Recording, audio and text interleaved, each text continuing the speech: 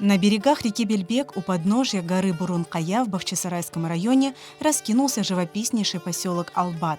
Пятая часть из 2500 жителей – крымские татары. Старая мечеть уже не вмещает всех желающих, особенно в праздничные и пятничные намазы. Поэтому 2 года назад местная мусульманская община решила строить новое джами на большом участке в центре села, который был выделен еще 30 лет назад. За 2 года, альхамдулилля, вот как вы видите, результат до этого уровня дошли. Вот крышу вчера работали, ребята крышу закрыли.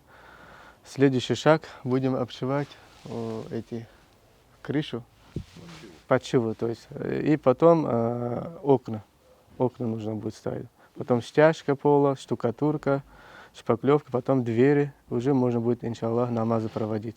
На окна где-то посчитали, 24 окна, где-то с работы месяц около 300 тысяч уходит. И 100 тысяч подшив крыши где-то уйдет тоже, где-то 90-100, вот так, это на железку.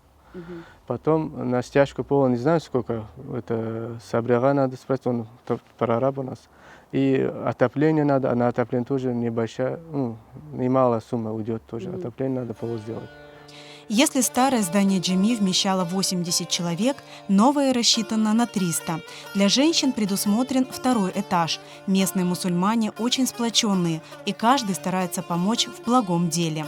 Джимат, даже старики или кто-то, который не в состоянии финансово помочь, они даже гараплер иногда приносят, то принесут арбуз нам, то еще что-то, хоть как-то, даже придут, хоть одну ракушку перетащат. Ну, то есть, вот так, вот в этом моменте у нас, машалла, джимат очень сплоченный.